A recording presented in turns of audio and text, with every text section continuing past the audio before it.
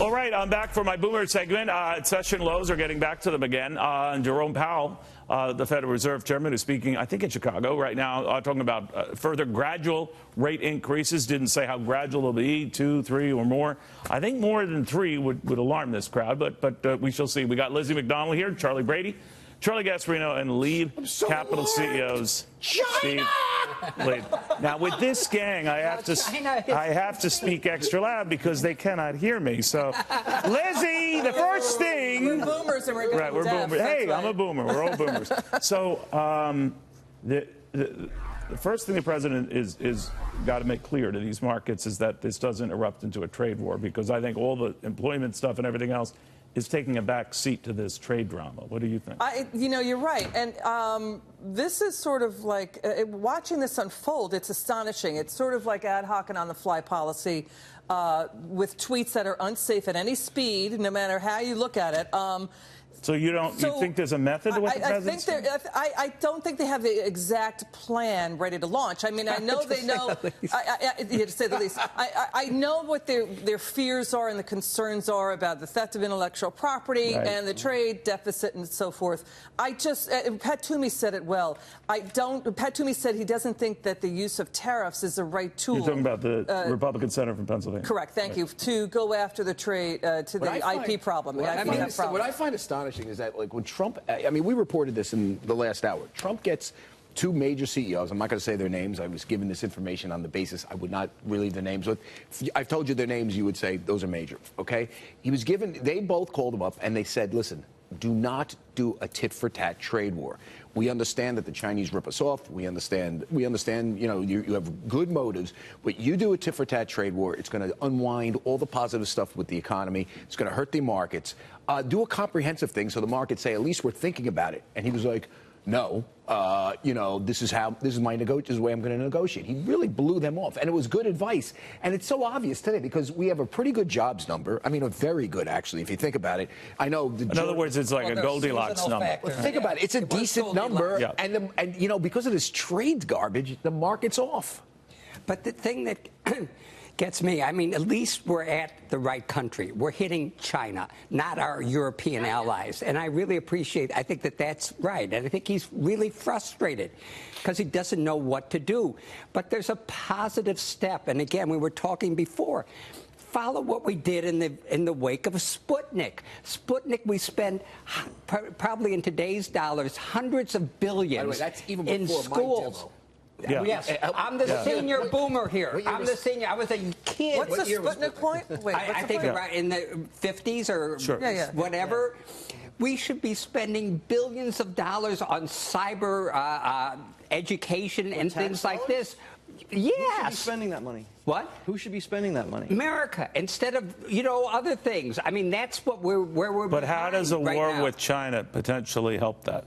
A war with China doesn't. It hurts it because it hurts our economy. So you wouldn't be going after China? I would be going after China, but I would be going after China in a way that we don't have to worry about China So you don't like the approach he's taking? No, I don't, but he's got the right country. But let me ask you, Charlie, one of the things that has been raised here, whether you agree or disagree with the approach the president's taking, is that other presidents of either party have tried to get them to be fair traders, and I think we can all agree they're not.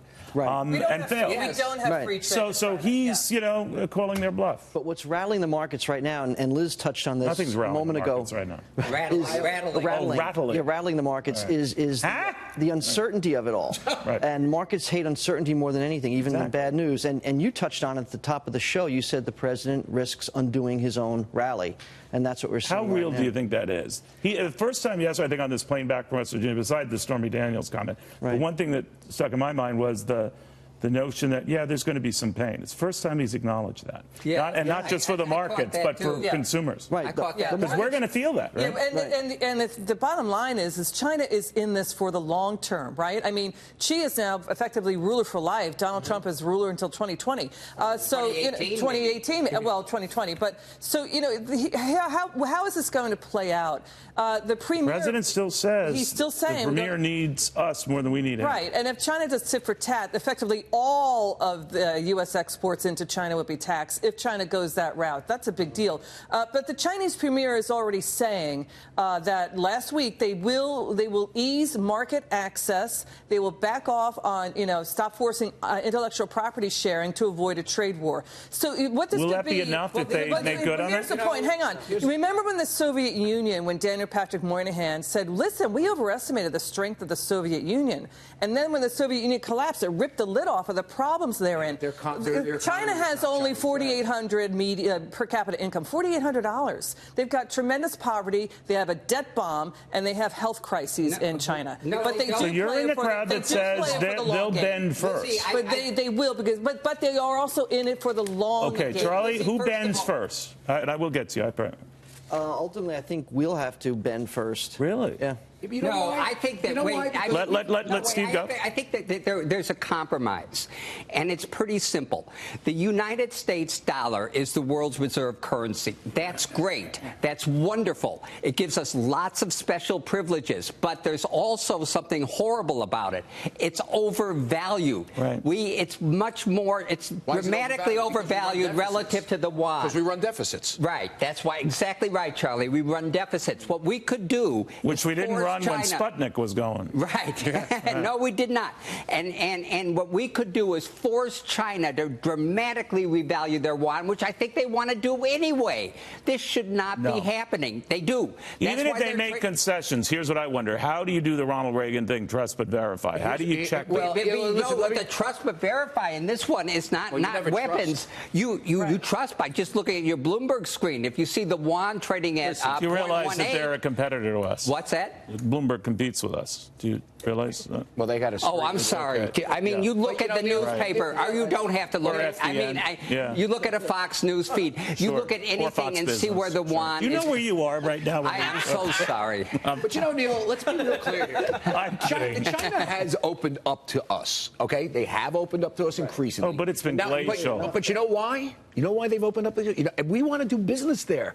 I'm telling you, every American company wants to do business there because it's a burgeoning middle class. It is a market that is up for grabs, and if we don't do business there, our economy is going to get crushed. Yeah, that's why Boeing's getting hit, right? Market, yeah, look what they can do to Boeing. Well, the president did point that out. They've been embarrassed. The one thing about a trade war, you realize the dirty little secrets each side exposes on the other.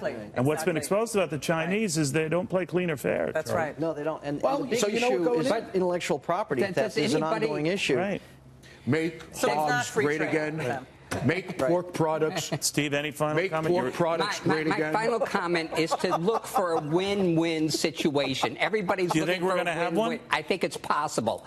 And I really do. China's now trading oil in yuan. They want their yuan to be more important. Let them have it. Let them revalue their yuan.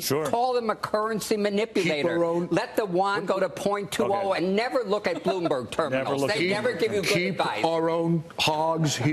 All right. Guys, thank you. That does it all.